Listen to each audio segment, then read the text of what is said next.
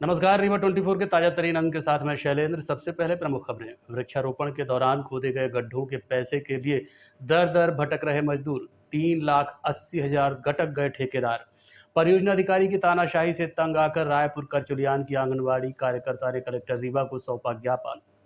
बोधाबाग जन शिक्षा केंद्र मातन क्रमांक 2 में नशे में धुत शिक्षक का वीडियो हुआ वायरल। कलेक्टर रीवा ने जताई आपत्ति। और 7 तारीख को निकलेगी भगवान जगन्नाथ की रथ यात्रा। इन खबरों सहित अन्य खबरें विस्तार से। मऊगंज जिले के वन विभाग द्वारा वृक्षारोपण के दौरान खोदे गए गड्ढों के पैसे के लिए गरीब मजदूर सपरिवार दर दर भटक रहा है और ठेकेदार उन्हें धमकी देकर भगा रहा है।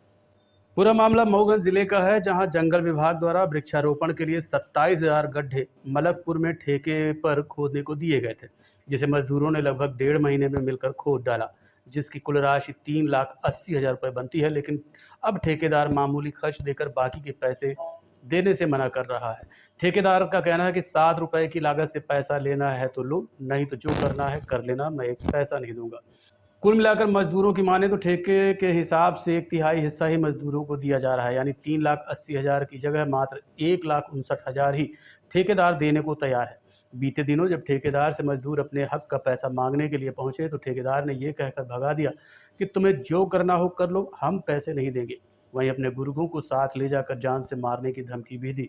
इसके बाद मजदूर कल रात 9 बजे से ही भूखे प्यासे कलेक्ट्रेट कार्यालय में बैठे हैं। वहीं कलेक्ट्रेट से भी उन्हें सिर्फ आश्वासन। अब देखना ये दिलचस्प होगा कि पैसे के आगे सच्चाई जीतती है या फिर विभिन्न मीडिया रिपोर्ट्स के मुताबिक 30% वाली धांधली यहाँ भी कभी सामने नहीं आएगी, क्योंकि जिस तरह से सरकारी काम ठेके पर दिए जा रहे हैं और फिर मजदूरों का पैसा काट कर नेताओं और अधिकारियों को कमीशन दिया जा रहा है, उससे तो नहीं लगता कि मजदूरों का पैसा मिल पाएगा। और ये सिलसिला सदियों से इस देश में चला रहा है। फिलहाल मजदूरों को प्रशासन पर पूरा भरोसा है कि एक दिन उन्हें उनकी मेहनत का पूरा पैसा जरूर मिलेगा। ये जंगल विभाग में काम किए तो वो पैसा नहीं मिला अभी। क्या काम किए थे आप? जंगल के गड्ढा खुदाई। गड्ढा खुदाई? हाँ, पौधा वाले। वृक्षारोपण के लिए जी हाँ। कितने गड्ढा खोदे थे? ये 27,000। 27,000। हाँ। कितने लोग थे आप लोग? 35 आदमी जी। मिलके किए थे? हाँ। कहाँ ये मामला? ये है मऊगंज जिला लगता। मऊगंज? हाँ, मलकपुर में गड्ढा खोदे। मलकपुर प्लांट में? हाँ। तो कितना पैसा आपका बकाया है? कम से कम 2.5 लाख। 2.5 लाख रुपया जी नहीं। क्या बोल रहा वन विभाग जो ले गए थे? ये ले गए हैं तो कहें कि चले जाओ, हम नहीं देंगे पैसा। गरीबों का काम करवा लिया, पैसा नहीं दे रहे? और धमकी दे रहे थे। क्या बोल रहे हैं? बोल रहे थे कि जो करना हो तो कर लो, जाओ। लक्ष्मण है और मनीष और पाड़े बबलू। क्या बोल रहे थे? ये बोल रहे थे कि ये 7 के हिसाब लेना हो तो ले, नहीं जाओ। आप लोगों ने इतना गड्ढा 27,000 गड्ढे खोदे। हाँ। कितने दिन लगे थे उसमें? उसमें 1.5 महीना हो गए। अब पैसा नहीं दे रहे? पैसा नहीं दे रहे, खर्चा भर का दिए हैं। क्या बोल रहे हैं पैसा में? ये पैसा में बोल रहे हैं कि हम ये लेना होता ये 7 रुपए गड्ढा लो, नहीं जाओ, हम नहीं देंगे। जा करवाना हो जा करवाओ। ठेकेदार कौन है? ठेकेदार मनीष है। मनीष है? हाँ। धमकी दे रहा है? हाँ। कल रात में भी परेशान कर रहा था? हाँ, रात में परेशान कर रहा है। फिर 12 बजे रात ही भागे हैं बिलोरो करके। कहाँ से? मऊगंज से? हाँ, जंगल विभाग से। मतलब मारने के लिए? हाँ, मारने भी का है। डिपार्ट आ गया था उसका पूरा। 2 दुपहिया आ गई थी, एक बुलोरो आ गई थी उसका। कितना पैसा आप लोगों का? हमारा पैसा है 3,80,000। 3,80,000? हाँ। अभी नहीं दिए? अभी नहीं दिए। रायपुर करचुलियान की परियोजना अधिकारी की तानाशाही से तंग आकर आंगनबाड़ी कार्यकर्ता ने जिला कलेक्टर रीवा को आज इस्तीफा सौंप दिया। रीवा जिले के रायपुर करचुलियान के सगरा केंद्र की कार्यकर्ता ने जिला कलेक्टर को इस्तीफा सौंप दिया है, जिसमें कार्यकर्ता द्वारा गलत तरीके से वेतन काटे जाने का उल्लेख किया गया है। इतना ही नहीं, पत्र में बताया गया है कि रायपुर करचुलियान परियोजना अधिकारी अंजना सिंह द्वारा अगर कार्यकर्ता ऐप में 1 दिन और नेटवर्क न होने के कारण उपस्थित होने के बाद उसका 5 दिन का मानदेय काट लिया जाता है। साथ ही पैसे की भी मांग की जाती है। इस्तीफा में बताया गया है कि 1 दिन के ऐप और नेटवर्क समस्या के बाद स्क्रीनशॉट फोन से उपलब्ध कराए जाने के बाद भी 5 दिन का 2100 रुपये परियोजना अधिकारी द्वारा काट लिया गया। इसके पहले भी परियोजना अधिकारी रायपुर करचुलियान द्वारा आंगनबाड़ी केंद्रों पर दबाव बनाकर पैसे वसूलने के आरोप लग चुके हैं। जी, आज हमने इस्तीफा दिया है अपने परियोजना अधिकारी अंजना सिंह के कारण, क्योंकि वो हम लोगों पे दबाव बनाती हैं, हम लोगों को ज़बरदस्ती काम करने का वो बनाती हैं। हम लोग काम करते हैं, उपस्थिति देते हैं, उसके बावजूद भी ऐप के कारण अनुपस्थित कर देती हैं। और जो भी शासकीय पैसे आते हैं उनकी मांग की जाती है, कभी बाड़ा बनवाने के नाम पे, कभी ऑफिस मरम्मत कराने के नाम पे, कभी मंगल दिवस का पैसा, मध्याह्न भोजन में जो समूह का खाना आता है उनसे समूहों से पैसा लिया जाता है, खाना चाहे आए चाहे न आए उसको भरवाया जाता है। कौन मैडम है, किस पद पे पदस्थ है, कहाँ पर? परियोजना अधिकारी हैं हमारी अंजना सिंह, रायपुर करचुलियान क्रमांक 1 में। परियोजना अधिकारी द्वारा एक आंगनबाड़ी कार्यकर्ता को परेशान किया गया है, उसको इस्तीफा दे दिया उन्होंने। अभी कोई आवेदन हमारे पास आया, हम लोग उसका परीक्षण कराएंगे और जांच के बाद इसमें कुछ कहा क्या कठिनाई आ रही है आंगनबाड़ी कार्यकर्ताओं को, उनको इस्तीफा देने की बताया जा सकेगा। अगर उन्होंने ऐसा कोई विषय हम लोगों के संज्ञान में लाया, हम लोग उससे जांच कराएंगे, हम लोग उसका परीक्षण कराएंगे और जांच के बाद ही इसमें कुछ कहा जा सकेगा। कठिनाई आ रही है आंगनबाड़ी कार्यकर्ताओं को, उनको इस्तीफा ये जांच के बाद ही बताया जा सकेगा। अगर उन्होंने ऐसा कोई विषय हम लोगों के संज्ञान में लाया, हम लोग उसकी जांच करेंगे। आम तोड़ने के विवाद को लेकर एक वृद्ध की लाठी डंडे से पिटाई कर दी गई, जिन्हें इलाज के लिए संजय गांधी अस्पताल में भर्ती कराया गया है। गाढ़ा 138 के रहने वाले राम लखन तिवारी सुबह 8 बजे के आसपास अपने बगीचे तरफ से निकल रहे थे। तभी उन्होंने देखा कि जलेबी विश्वकर्मा उनके पेड़ से आम तोड़ रहा है। जब उन्होंने मना किया तो जलेबी विश्वकर्मा ने उनके ऊपर लाठी डंडे से हमला कर दिया, जिससे उन्हें गंभीर चोटें आई हैं। पूरा मामला जवा थाना अंतर्गत गाढ़ा 138 का बताया जा रहा है। मामले की रिपोर्ट संबंधित थाने में दर्ज करा दी गई है। वहीं पीड़ित का इलाज संजय गांधी अस्पताल में जारी है। राम लखन तिवारी। घटना कैसे हो गई? ये एक विश्वकर्मा है, वो जलेबी विश्वकर्मा, वो इनका आम तोड़ रहा था, तो ये मना करने गए तो वो फिर इनको मार दिया। कैसे मारपीट की गई? लाठी डंडा से मारा है। ये अकेले थे उस टाइम? हाँ, अकेले थे। वो भी अकेला ही था? नहीं, वो थे, उसका वो औरत भी थी। खेत किसका है? वो आम किसके हैं? वो इन्हीं के हैं, राम लखन के। तो इन्हीं के खेत में है? हाँ, इन्हीं के खेत में। वो जबरदस्ती तोड़ रहे थे? हाँ, अब वो पहले तो क्या है कि ये घर में थे अपने, वो तोड़ रहा था, तो कहीं जा रहे थे तो उधर गए, देखे होंगे तो वो तोड़ रहा था, तो मना किए तो उसी में वो मारपीट कर दिया। क्या है तो मारपीट की गई? कोई लाठी डंडा से मारा है। तो कहाँ चोट आई है? अंगुली में, हाथ के और पैर में, अंगूठे में।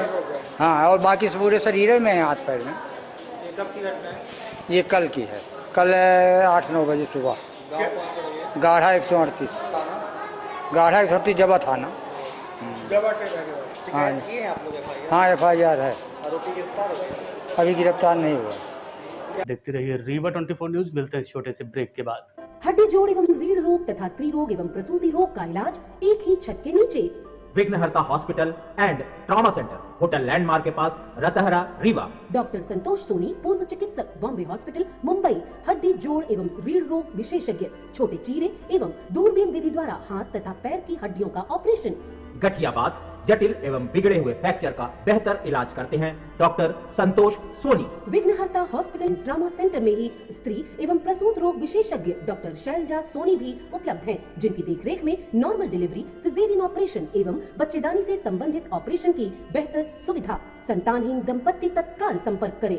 विघ्नहर्ता hospital and trauma centre, hotel landmark के पास, रतहरा, रीवा। सुविधाजनक एवं सफल इलाज हेतु आज ही संपर्क करें। विघ्नहर्ता hospital and trauma centre, hotel landmark के पास, रतहरा, रीवा। मोबाइल नंबर 7828781983 अथवा 8462956774 पर। ब्रेक के बाद आपका स्वागत है। रुक करते हैं अगली खबर का। संजय गांधी अस्पताल में ट्यूमर के रोगी का सफल इलाज किया गया है। संजय गांधी चिकित्सालय चिकित्सा के क्षेत्र में नित नई ऊंचाइयां छू रहा है। इसी तारीख में दंत रोग विभाग के चिकित्सकों ने एक जटिल सर्जरी कर लोगों को एक बार फिर उम्मीद की किरण जताई है। ये सर्जरी पूरे मध्य प्रदेश में सरकारी चिकित्सालय में रीवा के संजय गांधी चिकित्सालय में पहली बार की गई है। दरअसल 30 साल का एक युवक 2 महीने पहले दंत रोग विभाग के नीचे के जबड़े में सूजन की तकलीफ लेकर आया था। जांच करने पर पता चला कि उसे ट्यूमर है, जो मरीज के आधे जबड़े में फैल चुका था। इसके इलाज के लिए पूरा जबड़ा निकालना पड़ा क्योंकि मरीज कम उम्र का था। ये देखते हुए नागपुर से नकली जबड़ा बनवाकर कटे हुए हिस्से में टीएमजे जॉइंट समेत जोड़ दिया गया। मरीज अब पूरी तरह से स्वस्थ है और उसने खाना खाना भी शुरू कर दिया है। इस सर्जरी में दंत रोग विभाग की विभागाध्यक्ष डॉक्टर गीता त्रिपाठी एवं उनकी टीम ने तल्लीनता से अपना काम किया। इनके अलावा टीम में डॉक्टर करुणा जिंदवानी, doctor Santosh Mishra, doctor Tausif Khan, doctor ज्योति एवं डॉक्टर आकांक्षा सिंह शामिल रहीं। वहीं निश्चेतना विभाग ने भी अहम योगदान दिया। दंत रोग विभाग जो संजय गांधी में, तो जैसा कि आप लोग सभी जानते हैं कि नित्य नई ऊंचाइयों छू रहा है, नई सर्जरी, सुपर स्पेशलिटी अस्पताल भी खुल गए, वहाँ पे भी नित्य नई सर्जरीज हो रही हैं। तो हमारा जो दंत रोग विभाग है वो भी किसी मामले में पीछे नहीं है। और हम लोग ने भी अभी पिछले महीने एक सर्जरी की है जिसको total TMJ temporomandibular joint replacement surgery बोलते हैं, जो कि पूरे मध्य प्रदेश के सरकारी संस्थानों में पहली बार संजय गांधी चिकित्सालय में हुआ है। इसमें एक मरीज आया था, 30 साल का युवक था। उसका जो एमिलोब्लास्टोमा नाम की ट्यूमर से उसका आधे से ज्यादा मैंडिबल गला हुआ था। तो अब चूंकि पेशेंट यंग है, उसकी पूरी जिंदगी बची हुई है, तो फिर उसको हमने पेशेंट स्पेसिफिक इम्प्लांट जो कि नागपुर में बनता है, वहाँ हमने उसका सीटी स्कैन भेजा, वहाँ से उसका नकली जबड़ा बन के आया टीएमजे जॉइंट समेत। फिर हमने पूरा उसका मैंडिबल पूरा निकाला, टीएमजे जॉइंट भी निकाला और उसकी जगह नकली मैंडिबल और नकली टीएमजे जॉइंट, जैसे अपना घुटना प्रत्यारोपण होता है उसी तरीके से टीएमजे प्रत्यारोपण भी हमने किया। और उस सर्जरी को करे हुए 1.5 महीना हो गया है। पेशेंट अब आराम से खा पी सकता है, चबा सकता है, हंस सकता है, बोल सकता है और उसका ट्यूमर भी पूरी तरह ठीक हो चुका है। मध्य प्रदेश सरकारी हॉस्पिटल में पहली ऑपरेशन हुआ पहला। कितनी उम्र होगी? 30 साल। ट्यूमर कैसे हो गया? ट्यूमर उसका इम्पैक्टेड टूथ एक पड़ा हुआ था, लोअर थर्ड मोलर, तो उसने केयरलेसनेस दिखाई, उसको निकलवाया नहीं और फिर वही जो इम्पैक्टेड टूथ था उसी से एमिलोब्लास्टोमा ट्यूमर बना। एक्सरे मशीन के लिए सब लिखा है हमने, तो वो उन्होंने ऑर्डर किया है। ओपीजी मशीन आ जाएगी, 1-2 महीने में लग जाएगी। और आईओपीए तो हो ही रहा है, छोटा वाला एक्सरे हो ही रहा है अपने यहाँ। हाँ, रेडियोलॉजी में, क्योंकि देखिए हमारे पास रूम्स तो है नहीं, हाँ हमारे पास कमरे भी नहीं, क्योंकि आउटडोर थोड़ा छोटा पड़ता है, तो इसलिए जितने भी एक्सरे होते हैं सब एक्सरे विभाग में होंगे। पूरे संजय गांधी का एक्सरे नहीं होता है, तो हमारा क्यों नहीं होगा?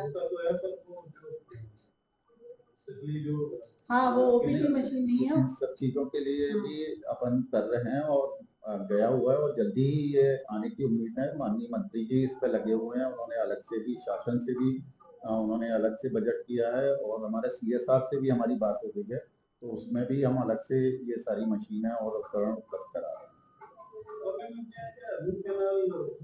बिल्कुल होता है, कैब की सुविधा नहीं है अपने पास, क्योंकि कैब के लिए जो मशीनें लगती हैं वो करोड़ों में आती हैं और उसके लिए अपने पास स्टाफ भी नहीं है जो उसमें ट्रेंड हो। उसके लिए अलग से ट्रेंड अपने को टेक्नीशियन चाहिए, वो टेक्नीशियन नहीं है क्योंकि अपने यहाँ 2 पोस्ट खाली है, पर अभी तक उसकी भर्तियाँ नहीं हुई और वो भर्ती भोपाल से होती है, यहाँ से नहीं होती। बसोर समाज द्वारा मुख्य वन संरक्षक के नाम रोजगार के लिए बांस उपलब्ध कराए जाने के लिए आज ज्ञापन सौंपा गया। बसोर समाज विकास संगठन रीवा और संयुक्त किसान मोर्चा रीवा संभाग के संयुक्त तत्वाधान में आज बसोर समाज ने मुख्य वन संरक्षक को उचित दर पर रोजगार के लिए बांस उपलब्ध कराए जाने के लिए ज्ञापन सौंपा है। समाज के लोगों का कहना है कि बसोर समाज सबसे गरीब समाज है, उनके पास न तो कोई खेती के लिए ज़मीन है और न ही रोजगार का अन्य साधन। पूरा समाज बांस के बर्तन आदि बनाकर किसी तरह से गुजर बसर करता था, लेकिन बांस के महंगे दामों के मिलने के कारण समाज अब आर्थिक तंगी के चलते व्यवसाय नहीं कर पा रहा है और खाने पीने सहित अन्य ज़रूरतों के लिए दर दर भटकना पड़ रहा है। मध्य प्रदेश सरकार 15 से 20 साल पहले बसोर समाज को उचित दर पर बांस उपलब्ध कराती थी और आर्थिक रूप से तंग परिवारों को पंजीयन कराकर बिना ब्याज के रोजगार के लिए बांस उपलब्ध कराती थी, लेकिन वर्तमान सरकार ने इस योजना को बंद कर दिया है क्योंकि अधिकतर बांस औद्योगिक पूंजीपतियों को बिक्री कर दिया जाता है, जिसमें बसोर समाज को बांस महंगे दामों पर खरीदने के लिए मजबूर होना पड़ रहा है। इस संबंध में बसोर समाज संगठन और संयुक्त किसान मोर्चा के पदाधिकारियों ने बताया। हमारी मांगे हैं कि मध्य प्रदेश में बसोर समाज को बांस उपलब्ध हो सरकार की तरफ से और सस्ते रेट में, जैसे पहले मिलता था बसोर समाज को बांस। उनकी जीविका के लिए अब कोई भी धंधा बचा नहीं है, बांस ही मुख्य धंधा बसोरों का। अगर बांस ही नहीं मिलेगा तो उनका परिवार कैसे चलेगा, कैसे उनकी रोजी रोटी चलेगी, कैसे वो अपने बाल बच्चे पालेंगे। हमें बांस के लिए मांग रखी है। हमें 20 साल पहले बांस मिलता था बसवारों को, सब समाज को, लेकिन अब नहीं मिलता है। सरकार बंद कर दी है बांस, और जो हमें बांस मिलता है वैसे भी दूसरे खरीदने जाते हैं तो बहुत महंगा बांस मिलता है, तो हमारा रोजगार बिल्कुल ठप हो चुका है। ये बसोर समाज देश का सबसे गरीब तबका है और इनका व्यवसाय ही है बांस के बर्तन बना के उनको बेचना। ये 15-20 वर्ष पूर्व सरकार ने ये नियम बना रखा था कि बसोर समाज को उचित दर पर बांस मध्य प्रदेश के स्तर पर उपलब्ध कराया जाता था, जिससे वो बांस के बर्तन बना करके अपना जीविकोपार्जन करते थे। लेकिन 15-20 साल के बाद ये व्यवस्था मध्य प्रदेश सरकार ने ख़त्म कर दी है और इनके पास ना तो भूमि है ना रोजगार है कोई, तो इनको जो वर्तमान में बांस महंगे दर पर उपलब्ध होता है जिससे इनका रोजगार नहीं चलता, इनका परिवार नहीं चलता। तो हम चाहते हैं कि फिर से बसोर समाज को बांस उपलब्ध कराया जाए और पूरे मध्य प्रदेश में ये नियम लागू किया जाए, कानून बनाया जाए। देखते रहिए रीवा 24 न्यूज। मिलते हैं इस छोटे से ब्रेक के बाद। Painting point group of institutions BCI, PCI, AICTE नई दिल्ली व उच्च शिक्षा मध्य प्रदेश शासन द्वारा मान्यता प्राप्त तथा APSU रीवा और RGPV भोपाल से संबद्ध painting point group of institutions. हमारे यहाँ नियमित पाठ्यक्रमों में law courses BA LLB, LLB, LLM, BCom LLB, BBA LLB, management courses MBA, IT, finance, marketing, HR, BBA, pharmacy courses D pharmacy, B pharmacy, pharmacy के अलावा BA all group, BBA, BCA, BCom, BSc, CS, PCM, BSc, CPZ, BSc biotech, MSc physics, chemistry, computer science व biotech, MA history, sociology, economics, MCom, MSW, PGDCA उपलब्ध हैं। सन 2002 से लगातार आपकी सेवा में तत्पर painting point group of institutions. हमारे यहाँ उपलब्ध सुविधाएं high tech infrastructure, highly qualified and experienced faculties, free bus facility for separate boys and girls, 500 computers with high-tech computer lab, AC auditorium, research level biotech lab, free e-library and e-journals। तो हमारा पता याद रखें, हमारा हेड ऑफिस है 24 हेडगेवार नगर, college चौक, रीवा। हमारे college campus हैं Karahiya Simaria road, Rewa और हरदी सिमरिया रोड, रीवा। अधिक जानकारी के लिए हमें इन नंबर्स पर संपर्क करें। अपने बच्चों के उज्जवल भविष्य के लिए संपर्क करें Pentium point group of institutions. Rewa collector Shrimati Pratibha Pal ने स्कूल शिक्षा विभाग के परीक्षा परिणामों की समीक्षा बैठक की। साथ ही बोदाबाग स्कूल में नशे के धुत शिक्षक का वीडियो वायरल होने पर नाराजगी भी व्यक्त की है। रीवा शहर के बोदाबाग में स्थित शासकीय मार्तन क्रमांक 2 जन शिक्षा केंद्र में नशे में धुत शिक्षक का वीडियो वायरल हुआ है, जिसे लेकर रीवा कलेक्टर ने नाराजगी व्यक्त की है और जल्दी ही कार्रवाई के निर्देश दिए हैं। आप वीडियो में खुद ही देख सकते हैं किस तरह से महाशय नशे में धुत स्कूल प्रांगण में पड़े हुए हैं, जिसका वीडियो किसी ने बना लिया और मीडिया को भेज दिया। वहीं कलेक्टर श्रीमती प्रतिभा पाल ने स्कूल शिक्षा विभाग की बैठक में परीक्षा परिणामों की परीक्षा समीक्षा के दौरान निर्देश जारी किए कि चालू शैक्षणिक सत्र में जिले में हायर सेकेंडरी व हाई स्कूल का परीक्षा परिणाम 70% से कम न हो, इसलिए सभी प्राचार्य कार्य योजना अनुसार अध्ययन अध्यापन की व्यवस्था सुनिश्चित कराएं। उन्होंने कहा कि सभी विद्यालय समय पर संचालित हों, शिक्षक नियमित कक्षाएं लें तथा छात्रों की 100% उपस्थित हो। कलेक्टर के मोहन सभागार में आयोजित बैठक में कलेक्टर ने निर्देश दिए हैं कि जिन विद्यालयों में परीक्षा परिणाम कम आए हैं वहां कक्षाओं का सही ढंग से संचालन हो। शिक्षक व्यक्तिशः विद्यार्थियों से संवाद व संपर्क करें और उनकी समस्याओं को दूर करते हुए बेहतर परिणाम के लिए तत्पर रहें। कलेक्टर ने स्पष्ट निर्देश दिए हैं कि अतिथि शिक्षकों की नियमानुसार नियुक्ति करें तथा योग्य शिक्षक रखें। इसमें किसी भी प्रकार की शिकायत या लापरवाही क्षम्य नहीं होगी। तो जो वायरल हो रहा है वो हम लोग के संज्ञान में आया है, इनके खिलाफ हम लोग कार्रवाई करेंगे। लेकिन ये बाकी भी सभी लोगों के लिए है जो शैक्षणिक सेशन चूंकि अपना शुरू हो गया है, स्कूल चले हम अभियान के साथ में, तो जो बाकी भी स्कूल्स के टीचर्स हैं, कल भी एक मीटिंग के दौरान हम लोगों ने ये ताकीद किया है कि सभी जगह स्कूलों के जो खुलने की टाइमिंग्स हैं वो सही रहें। स्कूलों में जो कक्षाएं लगने का समय है वो भली भांति उनमें कक्षाएं लगें और उनमें ये गतिविधि तो ऐसी है जो अक्षम्य है। यदि कोई इस प्रकार से पाया गया है कि उसने शराब पी हुई और उसके बाद कक्षाओं में कहीं पाया गया तो उसके खिलाफ तो हम लोग कड़ी कार्रवाई करेंगे ही, लेकिन अन्यथा भी अगर ये इस प्रकार की स्थिति या अन्य किसी भी प्रकार की अनुशासनहीनता किसी भी विद्यालय में पाई जाएगी तो उनके खिलाफ भी हम लोग कड़ी कार्रवाई करेंगे। इसके पहले भी इसका वीडियो वायरल होता है। हो सकता है कि हैबिचुअल ऑफेंडर हो तो हम लोग इस बार ये इंश्योर करेंगे कि ऐसे लोग शिक्षा विभाग में ना रहे। निर्देशों का कई जगह पालन भी हम लोगों ने कराया है। जो निर्देश है वो 2-3 स्पष्ट निर्देश हैं, चाहे वो फीस की संरचना को लेकर के हों, फीस को बढ़ाने को लेकर के हों, किताबें और स्कूल बैग्स, यूनिफॉर्म, इन सभी को लेकर के हैं। तो इस बार कुछ पोर्टल में जो रजिस्ट्रेशन थे वो अधिकतर स्कूलों ने कराए भी हैं। हम लोगों ने ये इंश्योर किया है कि जो फीस के स्ट्रक्चर्स हैं वो इस प्रकार से ना बढ़े जो कि अनुमत्य नहीं है। 10% तक ही फीसें बढ़ाई जाए। और एक स्कूल थे, उन्होंने किसी ने बच्चों के पेरेंट्स को ये स्कूल का बैग दिया था, वो वापस भी हुए हैं। तो इस प्रकार की भी गतिविधि यदि कहीं पाई जाएगी कोई भी प्राइवेट स्कूलों में, जो किसी भी प्राइवेट संस्था से या किसी भी अन्य दुकान से जो इनके द्वारा अनुबंधित सामान्यता ये लोग करके रखते हैं, अगर वहां से ऐसा कोई भी किताबों को खरीदने के लिए एक पिछला जो शैक्षणिक सत्र था उसके रिजल्ट को लेकर के एक बैठक हुई थी और जब उसके रिजल्ट की समीक्षा की गई तो जो एवरेज स्टेट का एवरेज है उससे नीचे बहुत सारे स्कूल पाए गए, लेकिन कुछ स्कूल ऐसे थे जिसमें एक्सेप्शनली लो रिजल्ट था। जैसे कुछ स्कूल ऐसे थे जिसमें बच्चे 158 हैं और 8 बच्चे ही पास हुए हैं। ये स्थितियां बहुत ही आपत्तिजनक भी थी और दुखद भी हैं कि इतने सारे बच्चे,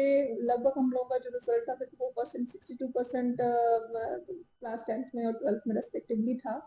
तो क्योंकि पिछली बार भी हर शैक्षणिक सत्र के दौरान ये सभी को जानकारियां दी जाती हैं, सभी को ये सूचित किया जाता है कि आप लोग भली प्रकार से कक्षाओं का संचालन हो, जहाँ रेगुलर शिक्षक नहीं है वहाँ अतिथि शिक्षक भली प्रकार से लगाए जाएं तो कि बच्चों के रिजल्ट पर बहुत ज्यादा उसका फर्क ना पड़े।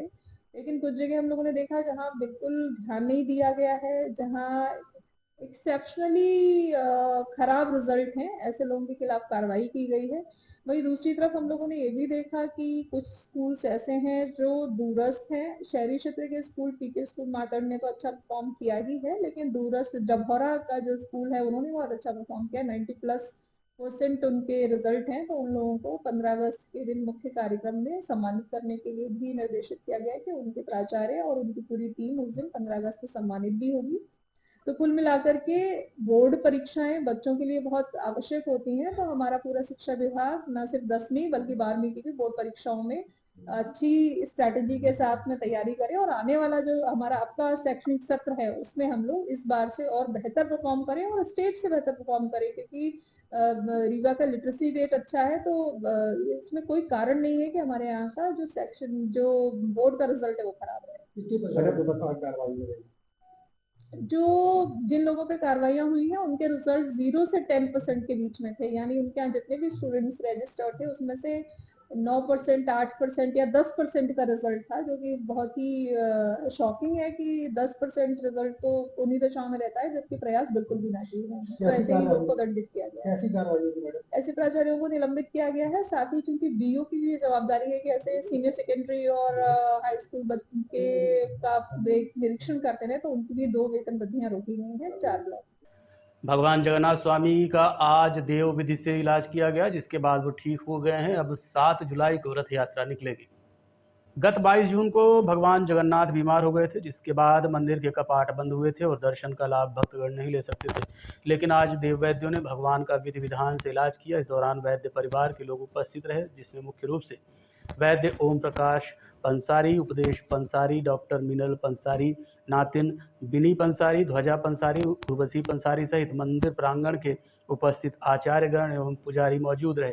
आपको बता दें कि इसके बाद दर्शन देने के लिए भगवान स्वयं 7 तारीख को निकलेंगे और दिन भर नगर भ्रमण कर मानस भवन में रहेंगे, इसलिए कि जो लोग भ्रमण के दौरान दर्शन नहीं कर पाए वो मानस भवन में आकर दर्शन कर सके। इसके बाद वापस लक्ष्मण बाग पहुंचेंगे, जहां प्रसाद वितरण होगा। आज के अंक में इतना ही। देखते रहिए रीवा 24 न्यूज़। नमस्कार।